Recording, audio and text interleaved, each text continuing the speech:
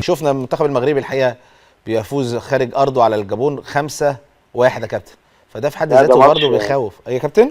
لا ده ماتش حلو قوي ده. يعني اللي ما اتفرجش على الماتش ده فاتوا كتير جدا. ليه؟ طبعا جامد. اولا المغرب ادت ماتش هايل، لعيبه على مستوى عالي، يعني حاجه تتفرج اكنك بتتفرج على فرقه من اوروبا، سرعه ومهاره واستثمار للفرص.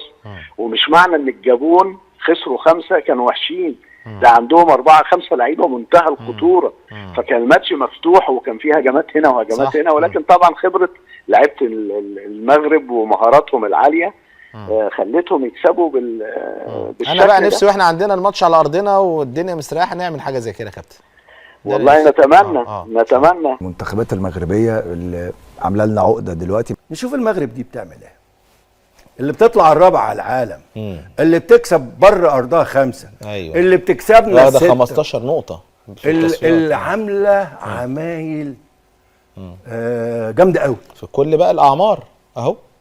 اذا احنا لازم نحاكي او نقلد او نجري ورا الخلق دي. عيب ان احنا نقول ان احنا عايزين نوصل للي وصلت اليه المغرب.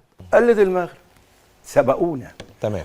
عايزين نصل الى ما وصلت اليه المغرب. الفرق بيننا وبين المغرب هو فرق كبير. المغرب رابع عالم، المغرب رابع عالم. اديك شايف المنتخبات بتاعت الناشئين والشباب. المغرب عشان انا ليه؟ انا عندي عقده من المغرب. عندي عقده من المغرب يا محمد، يا كابتن محمد، هو ينفع ان انا ده غير ب6 5؟ منتخب الشباب بيلعب مع المنتخب المغربي، خسر للاسف 2-1، وقبلها احنا من منتخب الناشئين خسرنا من المغرب نتيجه كبيره، ولكن كسبنا الجزائر برضه عشان ايه؟ ندي حق المنتخب. فكره المغرب مع مصر هي المشكله فين؟ المشكله ما بين المتاسس واللي مش متاسس صح. الفارق ما بين المتاسس واللي مش متاسس، ومش هقول اسماء عشان احنا مش بنخبط في اسماء. الفرق ما بين لعيبه بتجري في المساحه من اجل لا شيء، من اجل لا شيء خالص، والتاني اللي لما الكره بتجيله هو عارف كويس هو يعمل ايه.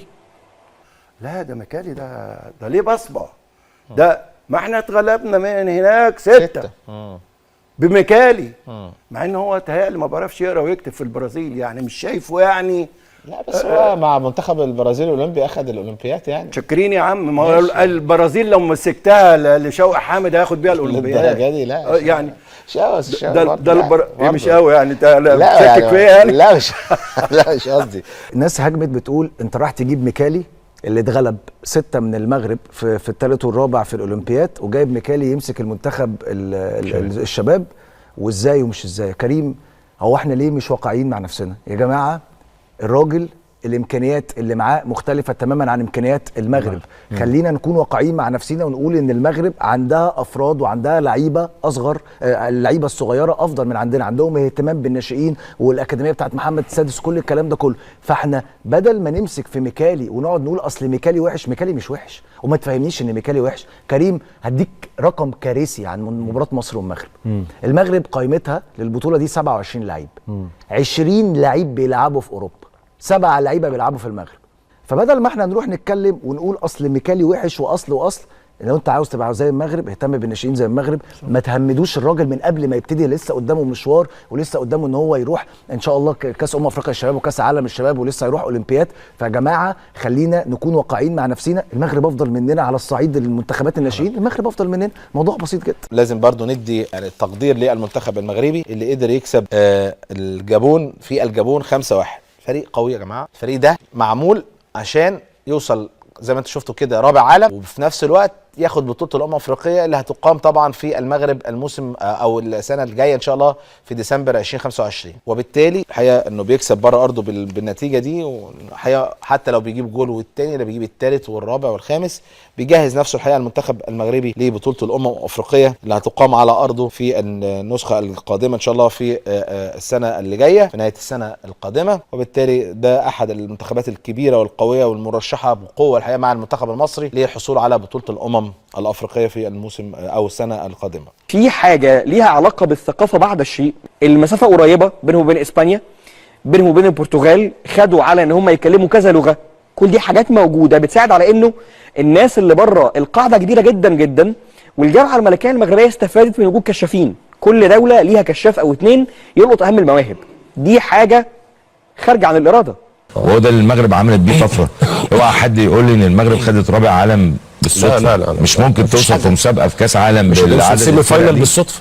لا اشتغلت لغايه ما وصلت السيمي فاينل، وبعدين انت كسبت اسبانيا وكسبت البرتغال. خطط كل حاجه للكوره بشكل بس جيد كده، برافو. ونجيب ناس متخصصه تشتغل. مظبوط ما نحطش الورق في الدرج. مظبوط صح كده؟ مظبوط. وانتوا الورق اتحط في الدرج. انا بقول لك يعني طيب لو قابلنا منتخب المغرب بقى دلوقتي يا كابتن تشوف الدنيا تمشي ازاي؟ لا بلاش دلوقتي، خليها قدام شويه. المدير الفني للفيفا بساله بقول له ايه الفرق بينه وبين المغرب؟ سؤال دايركت كده، انا عايز اعرف المغرب دي ازاي تاخد رابع عالم. المغرب وشفت هم بيعملوا ايه.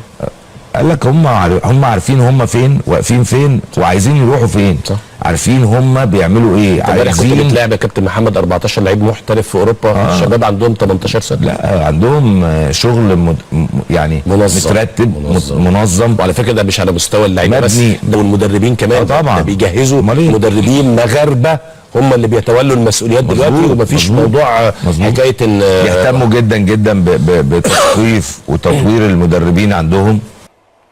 نشاهد بقى هذا المسلسل مع بعض. اتفضل يا فندم. كرة بالعرض اتقطعت ليه؟ واحد من لعيبه منتخب مصر بتجري فين؟ بلا هدف. بلا هدف. فبتتاخد منك اللي معاك بوش الرجل، حافظ عرضيه قلشه تك تك جون. 1-0. تاني تجري فين؟ بلا هدف. باصي لا بلا هدف. رمي التماس، هات الكوره تمام كمل. بتاعت رمي التماس. ها لفين؟ ده لفين؟ ولا حاجه. ايه طيب؟ ما ولا حاجه. خد منك الفاول. هتكمل في اللي بعديه بلا هدف. ميكايلي تاني يا جدعان يا جدعان. دي 44.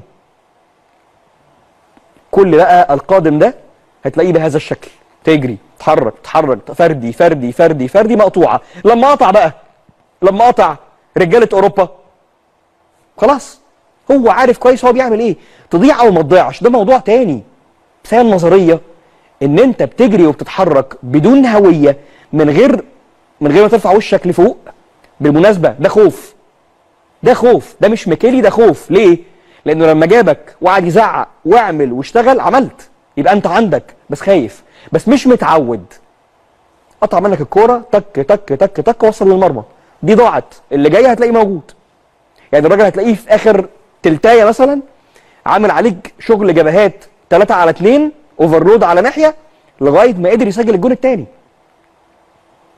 نفس الموضوع. كل بقى اللي جاي قدامك ده هتلاقي الاستلامات الباص بلا هدف، اخطاء فرديه مرعبه. هو الثاني عارف المرتده، عارف يشتغل فيها، عارف يتصرف. كل مره بيلعب على الغلطه بتاعتك في الباص زي ما انت شايف كده، رايح بالمرتده لحد ما هيجيب جون، لحد ما في مره هتلفق معاه. فكان هذا ما حدث. ادي 3-على-2 زي ما قلت لحضراتكم، ادي مره واحده، وهتلاقي اللي بعدها اختها. دي تم انقاذها، هتلاقي اللي بعدها اختها. نفس الثلاثه رايحين هم الدقيقه 67 نفس الموضوع. 3-على-2 فضل يدور الكوره لغايه ما فتح ناحيه الشمال، عمل الاوفرلود هنا، نقل الناحيه الثانيه لغايه ما فضل الباك الشمال عرضيه جون. كان بقى الناس اللي هناك راحوا على من بعيد اللي ناحيه اليمين، فكان من الطبيعي انه العرضيه جون 2-1. فده هو الموضوع. طيب خلينا نروح. يمكن من ضمن الحاجات طبعا اللي احنا كمان في حاله حزن بالنسبه لها هي الناشئين وقطاعات او منتخبات الشباب وكده. احنا شفنا قبل كده خساره من منتخب المغرب بيتالق وبيتفوق علينا، وده زي ما قلت قبل كده هو اللي احنا بنتكلم فيه ده. هي دي الجزئيه اللي احنا بنتكلم عليها، وهي دي الجزئيه اللي احنا المفروض ان عايزين يبقى في ناس فنيين بشكل كويس علشان نقدر نختار اجهزه بشكل كويس، نقدر نعمل معسكرات بشكل كويس، نقدر نعد ناشئين بشكل كويس وبشكل مميز. فنتمنى ان شاء الله باذن الله ان يعني اللي جاي يكون افضل لكره القدم المصريه. طيب